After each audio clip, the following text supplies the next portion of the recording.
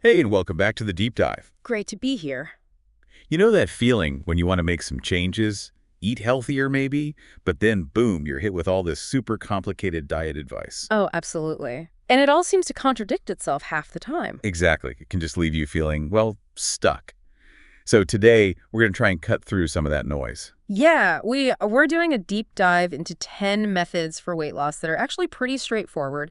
And importantly, they're backed by solid evidence. No crazy fads here. No, none of that. Just simple strategies and the science explaining why they work. Right. So if you've ever wondered, okay, where do I even start? Mm-hmm. Then this deep dive is definitely for you. We're going to unpack 10 tips you can actually do. Things like just drinking more water, the power of sleep, which is huge, eating breakfast, cutting out sugary drinks, Yeah, focusing on protein, making snacks work for you, not against you. taking the stairs sounds small but adds up, chewing properly, avoiding distractions when you eat. And finally, a really important one, shifting focus from just the scale number to, how your body is actually changing and feeling. Okay, let's get into it. First up, something that sounds almost too simple. Drinking more water, especially before meals. It does sound basic, doesn't it? But there's a real physiological reason behind it. Right. Drinking water, particularly before you eat, helps take up space in your stomach. It contributes to that feeling of fullness. So it kind of pre-fills the tank a bit? Exactly. It can trigger those satiety signals sooner, potentially meaning you eat a bit less during the actual meal. That makes intuitive sense. And it's not just a theory. There was a study, I think back in 2010 in the journal Obesity. Mm-hmm. They found people who drank about 500 milliliters of water, so like 2 medium glasses before their meals. Yeah. They lost, on average, about 2 kilograms or 4.5 pounds more over 12 weeks compared to the group that didn't drink the water beforehand. Wow. Okay, that's actually pretty significant for such a simple change. It really is. Shows how these small habits can compound. So just adding a glass or two of water before you eat could genuinely make a noticeable difference over time. Okay, what's method number 2? All right, next up is something crucial for, well, everything really, but especially weight management. Sleep.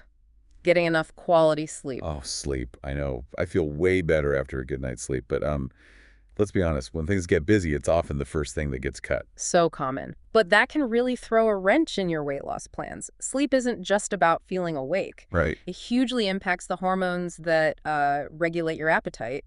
Lack of sleep tends to increase ghrelin. That's the hunger hormone, right? That's the one. And it decreases leptin, which is the hormone that tells your brain, okay, I'm full. Okay, so it's like a double whammy. You feel hungrier and less full. Precisely. Your body's signals get kind of mixed up. That explains so much. I definitely notice on tired days I crave like sugary stuff or junk food way more. It's like I'm just looking for quick energy. You are, and that's exactly what the hormonal shift encourages. Plus, there was research in the Annals of Internal Medicine, also around 2010. Okay. It showed that when people were sleep deprived, their fat-burning efficiency dropped significantly, like by 55%. 55%. Yeah. Just from being tired. Yeah. Right. So you might eat more because you feel hungrier, and your body is less effective at actually burning the fat. Wow. Okay, that's a really strong case for prioritizing sleep. All right, method 3, eating breakfast. The classic advice. It is classic, and, there's good reason. Eating breakfast helps kickstart your metabolism after you've been fasting all night. Wakes the system up. Kind of signals, okay, time to start burning energy. Plus, it usually leads to more stable blood sugar levels throughout the day. Compared to skipping it. Yeah, skipping it can sometimes lead to bigger blood sugar swings later, which might trigger cravings or cause you to overeat at lunch or dinner. So it sets a better pattern for the whole day. That seems to be the idea. And data reported in the American Journal of Clinical Nutrition has shown a higher rate of obesity among people who consistently skip breakfast. Interesting. Correlation, not necessarily causation, but still. Exactly. But it suggests starting the day with something nutritious is generally a good strategy for weight management. Good point. Yeah. Even something small and healthy can make that difference. Okay, number 4, avoiding sugary drinks. This feels like a big one. It really is, and it might seem obvious, but it's critical. Sodas, a lot of fruit juices, sweetened coffees and teas, they're just packed with calories. And they don't fill you up, right? Not like solid food does. You can drink hundreds of calories very quickly without feeling satisfied at all. They're often called empty calories for that reason. Yeah, it's scary when you actually look at the sugar content in some of those drinks. Absolutely. And research from places like the Harvard School of Public Health consistently shows a strong link between drinking sugary beverages regularly and a higher risk of obesity, type 2 diabetes, heart disease. The list goes on. So cutting them out is a major health win, not just for weight. Definitely. Just swapping those out for water or unsweetened tea or sparkling water can save you a significant number of calories without you even feeling deprived. Simple swap, big impact. Okay, let's pivot to what we should focus on eating more of, protein. Yes, protein is a real powerhouse for weight management. One of the main reasons is satiety. It helps you feel fuller for longer compared to carbs or fats. Takes longer to digest. Exactly. So you're less likely to feel hungry again soon after eating, which can naturally help you eat less overall. Makes sense. Keep those hunger pangs away. Right. And there's another cool thing. Protein has a higher thermic effect of food. Okay, what does that mean? It basically means your body has to burn more calories just to digest and process protein compared to digesting fats or carbs. Oh, interesting. So you get a slight metabolic boost just from eating it? Kinda, yeah. It takes more energy for your body to break it down and use it. And some research, again in the American Journal of Clinical Nutrition, suggests that higher protein diets might lead some people to naturally reduce their intake by around 400 calories a day. Wow. 400 calories just from feeling fuller and that thermic effect? Yeah, it's a combination effect. It can be quite powerful. Okay, so practically, what does that look like? More chicken, fish? Exactly. Lean meats, fish, eggs, beans, lentils, Greek yogurt, tofu. Incorporating these into your meals can make a real difference. Great examples. Yeah. Okay, what about snacks? Those in-between meal danger zones. Method 6 is making snacks healthy. Yeah, snacking itself isn't bad. It can actually help manage hunger and prevent overeating at your main meals. But what you snack on is key. Right, avoiding the crisps and biscuits. Precisely. Instead of processed stuff, which is often high in sugar, salt, and unhealthy fats, you want to aim for nutrient-dense options. Snacks that actually give you some goodness and keep you satisfied. Like what? Well, research in the British Journal of Nutrition suggests that people who eat nuts regularly tend to have lower body weight and BMI. Nuts are good. I thought they were high in calories. They are calorie dense, but they're also packed with healthy fats, protein, and fiber, which are all really satiating. A small handful can go a long way. Ah, okay. Portion size is key then. Definitely. Other good options are things like Greek yogurt, fruit, vegetables with hummus, maybe a hard-boiled egg, things that provide sustained energy. Got it. Makes sense. All right, number 7 is super practical. Taking the stairs instead of the lift or elevator. Yes. This is all about finding ways to sneak more activity into your day without having to schedule a formal workout. Little changes add up. Exactly. It might not feel like much taking a flight or two of stairs, but if you do it consistently, multiple times a day, day after day, that calorie burn accumulates. Sounds like micro exercise throughout the day. You could call it that. And places like the Mayo Clinic highlight that incorporating these kinds of light activities, like choosing the stairs, is beneficial for weight management and overall health. I like that one because it's so accessible. You just have to make the choice when you see the stairs. Every little bit helps. Okay, number 8 shifts back to how we eat. Chewing thoroughly and eating slowly. This is about mindfulness again, really. Slowing down your eating pace gives your brain more time to catch up with your stomach. What do you mean? Well, there's a bit of a delay, maybe 15-20 minutes, between when you start eating and when your brain fully registers those signals that you're getting full. Ah, okay. So if you wolf down your food in 5 minutes. You might blow past the point of comfortable fullness before your brain even gets the memo that you've had enough.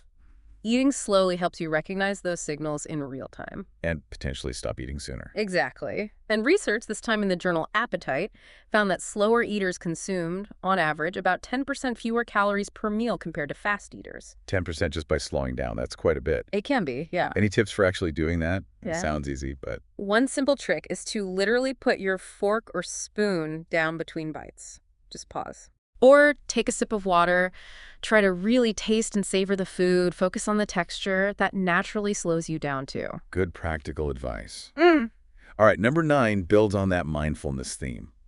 Avoiding eating while distracted, like in front of the TV or scrolling on your phone. Oh, this is a huge one for so many people. Mindless eating, right? Totally.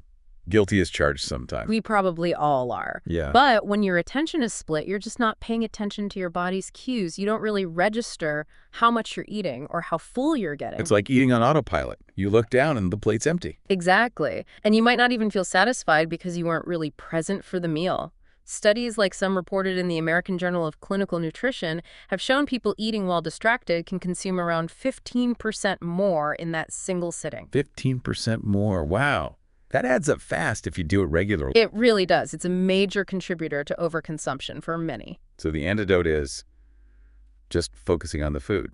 Pretty much. Try to create a dedicated eating space and time, turn off the screens, put the phone away, and just eat. Be present with your meal. You'll likely enjoy it more and be much more aware of your fullness. Makes sense. Be intentional. Yeah. Okay, finally, number 10. This one's about mindset. Focusing on body changes rather than just the number on the scale. Yes, this is so important psychologically. Getting fixated on that number can be really counterproductive. Why is that?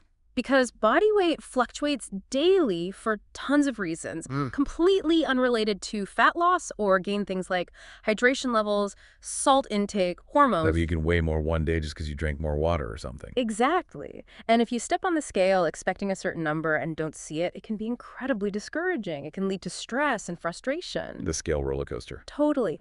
And ironically, that stress can actually work against you. Research, like work highlighted in endocrine reviews, shows psychological stress increases cortisol The levels. stress hormone. Yeah, and high cortisol can actually promote fat storage, especially around the belly area. So obsessing over the scale can create stress that hinders your progress. Wow, okay, so it's literally counterproductive to stress about the number. What should we focus on instead? Focus on other indicators of progress. How do your clothes fit? Do you have more energy? Are you sleeping better? How do you feel overall?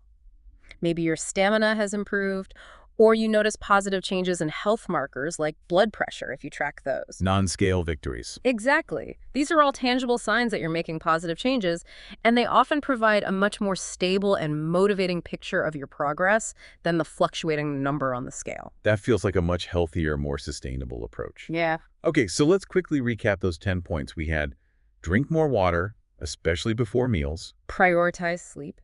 Eat breakfast. Avoid sugary drinks. Focus on protein. Choose healthy snacks. Take the stairs. Chew thoroughly and eat slowly. Avoid distracting eating. And focus on body changes, not just the scale weight. Phew. 10 things. It sounds like a lot listed out, but the great thing is these are all relatively small, manageable steps. Yeah, you don't have to do them all at once. Absolutely not. Pick one or two that resonate with you, that feel doable right now, and start there. It's about building habits gradually. Definitely. So for you listening, maybe think about which one of these felt most relevant or maybe easiest to try first. Yeah. What's one tiny step you could take today or tomorrow to start incorporating that one thing? Remember, it's really about progress, not perfection. Sustainable change happens over time. Well said. We hope this deep dive gave you some clear, actionable ideas and maybe demystified things a little. It's all about finding what works for you.